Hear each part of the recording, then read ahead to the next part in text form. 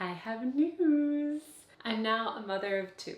Like a cat and a dog. I just got a cat and I'm really, really excited to introduce you to him because he's the same age as Walter. Walter should also get an introduction on the channel, but he's sleeping right now, and like a busy mom, I don't want to wake up my kid from their nap. And if you're one of those people who's like, dog moms aren't parents, it's a joke, but I feel busy. So the cat we got, his name's Gladiator. Right now he's acclimating to the upstairs.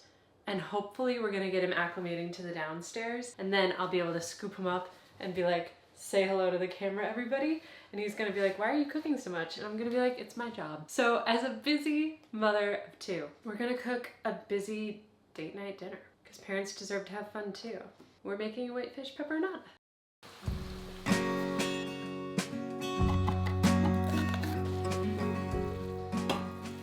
Now this basil looks rough, but it's here to serve a greater purpose. Everything that goes into this white fish pepperonata is gonna be cooked down, so you don't need to worry about super pretty ingredients. Like we have a pepper that's kind of funny, but I love rescuing the funny looking ones from the farmer's market. You don't need to worry about anything being super pretty or super perfect because it all goes in one pan for one mission, for one dinner. For this recipe, you're gonna want 2 bell peppers, 1 small red onion, garlic cloves, a 1/4 cup of parsley, capers, the little kind, basil, and red wine vinegar, although I've very much been coasting using this rosé vinegar. And we're not going to talk about that because sometimes I just don't want to restock on something that I use every day.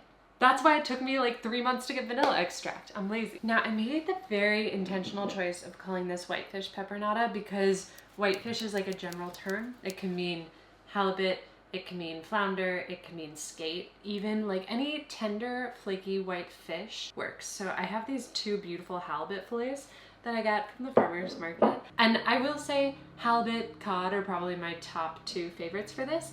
This halibut fillet is pretty thick, but how long you steam it is really dependent on the thickness. We're at an impasse because I'm realizing the entire prep of this recipe is just to thinly slice most things and grate and chop most things. So what's a girl to yap about if it's just slicing? I think that just leaves us with really calming music and some chopping. It's a Saturday morning, that's what I want to do too.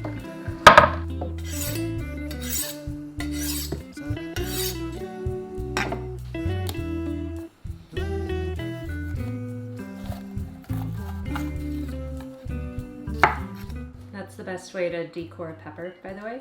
Slice all the way around it, slice off the bottom, and slice off bits of the top. So nothing goes to waste.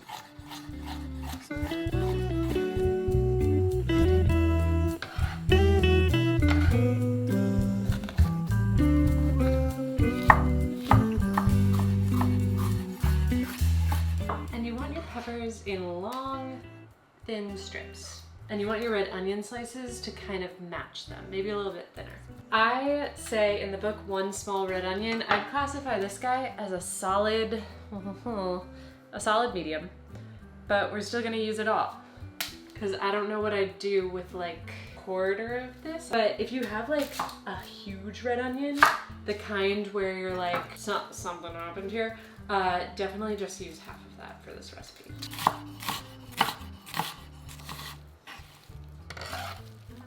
So I'm just chopping up some parsley right now, but I just did the more crunchy items. And I was listening to Taylor Swift, as I do. And I was thinking about the songs where it feels like she's belting, but she's really not because just the music around her is so powerful. And this applies to any artist too, like Adele, anybody else. Like, to maintain their voice, they can't be belting all the time, even if it feels like it's a point of the song where you're like really going hard, and I would personally be screaming in the crowd. And of course, because I'm crazy, I applied that to knife skills. My knife's not at like tip-top sharpness right now, that's why I honed it at the beginning.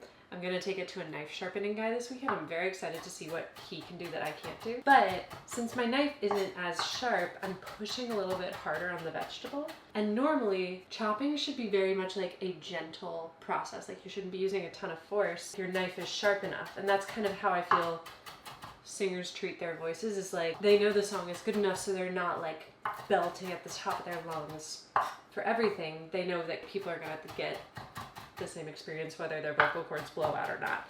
This is a stretch, I know. But I do think it's a good thing to remember when you're chopping that if you're having to press a little too hard or like force it, or you're not really having a great time, that's when accidents are gonna happen. And it's also a good sign to be like, oh, I should probably sharpen those. And we just did 1/4 cup of parsley, super finely chopped. The basil we can just tear because I'm feeling a little lazy. Now, if you've ever had a bartender like smack the herbs in front of you and you're like, oh God, I'm just a girl. Same, it's horrifying. I was at a bar once where they were just like, and I was like, what did I ever do to you? Sorry for the jump scare. But what they're doing is releasing the essential oils of the herbs. It's 2-second rule. Making them incredibly aromatic, flavorful, because aroma is flavor. And you get the same reaction if you just rub them together in your hands or if you roughly tear them. And of course, chopping will do that too. So you won't find smacking of herbs here, but I am gonna rough up the basil a little bit. I've never, I think, pulled out one tool on its own from this thing. It overflows, but like I'm not gonna get a new one. This one's huge. We're gonna grate 3 cloves of garlic using not our microplane. Let's all say it unanimously. It's a dace. Oh yeah, it's a dace. Microplane is brand name. And that I think is like the biggest marketing scheme in the food world that no one ever talks about. And this is the garlic hack we talked about in the last video, where we have everything that's grated. I added the last nubbin pieces, and we're just gonna finely chop everything together so no garlic is left behind. I don't know who was in charge of this type of bottle, but I'd like to have a conversation with them. If you aren't into capers, I'm gonna give you my biggest pitch on why you should keep them in this recipe. First, you're not really gonna taste them, but you're gonna taste them. Now, here's what I mean by that. They, to me, give a recipe a, what I call, factor. And the factor is like you take a bite and you're like, there's something I can't put my finger on, but I know it's not the ingredients that I'm seeing, but there's something in here that makes it extra good. And that's kind of what capers do. Like they bring a saltiness that's a little bit different because they have a little bit of something else. And if I say that something else is briny, you might be like, well, I don't like briny. But I'm like, with sweet peppers, with vinegar, you're gonna want that Other things that give a factor is like miso, anchovies, fennel seeds, sweet paprika, all of these ingredients that you know and are familiar with, but you wouldn't know that they're in something. I call those the ingredients. So if you're anti-caper, just try it in this once. And if it's so overpowering you can't take it, then I trust your taste buds and you adjust.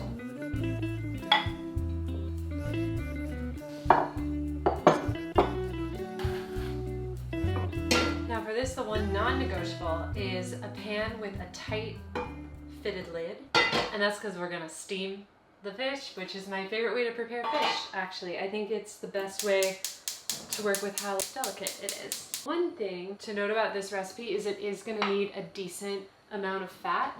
In the book, I call for 1/4 cup of olive oil, which, oh God, chaos drawer. Which I always think 1/4 cup is a pretty decent amount when you see it in a pan. For this one, it coats the entire pan. I'm already feeling pretty toasty with this. Let's see how it goes. Perfect. The peppers and the onions are gonna go in at the same time, and then we just chill with them, babysit them for 12 to 15 minutes. This tool, the one that popped out earlier, felt like it was volunteering, so chosen. Now, I am the biggest fan of cooking things down for more than 2 to 3 minutes. Here's why. So many recipes online say cook for 2 to 4 minutes or until done.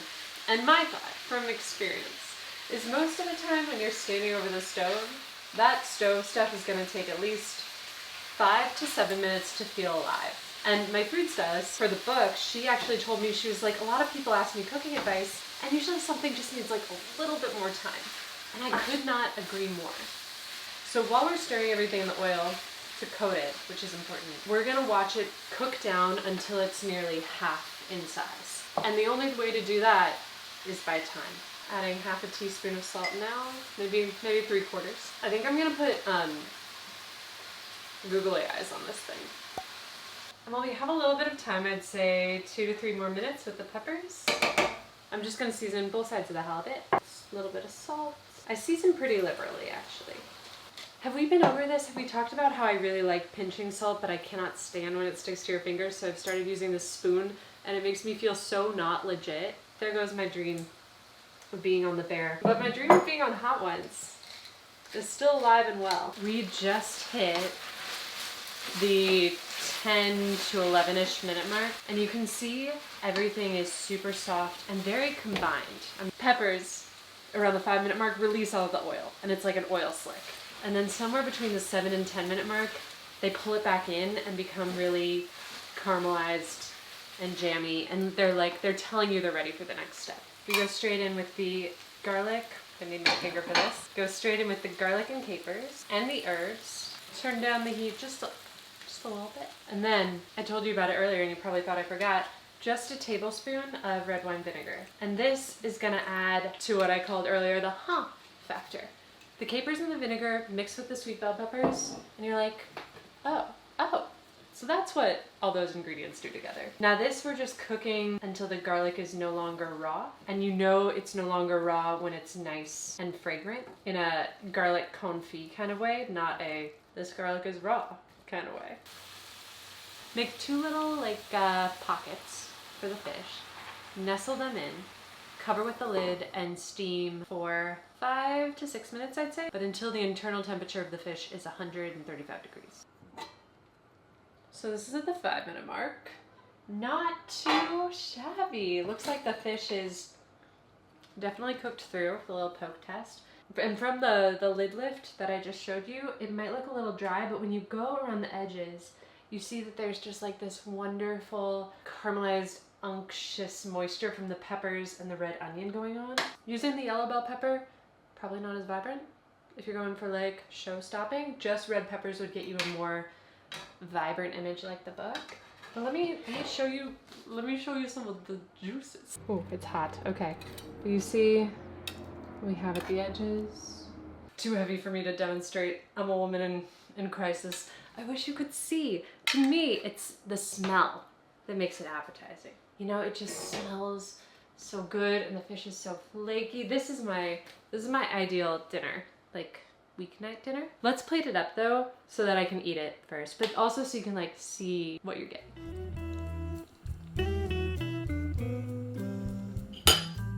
Comment section says she doesn't believe in protein. Well, might I present a giant slab of protein, probably the largest slab of protein this channel's ever seen. And I'm so excited about it. Now, honestly, in the book, I say serve this with a side of white rice. Cumulatively, this is 2 servings. It'll clock in at about 400 calories per serving, which I personally think is a bit on the lower side if you are eating for sustenance, but if you want a light dinner or something like that, this is a great one because while it's low on sustenance calorically, it is high on volume. God, I love a slab of protein. Also, I love how I told you we're making peperonata, but I didn't even tell you what peperonata is. It's an Italian dish. Peppers, onion, they do tomatoes, because I can't ever do something by the Italians correctly. And honestly, the Italians do it right. Oh, this is so good. This is everything I wanted, but the one thing I don't want is to eat it standing.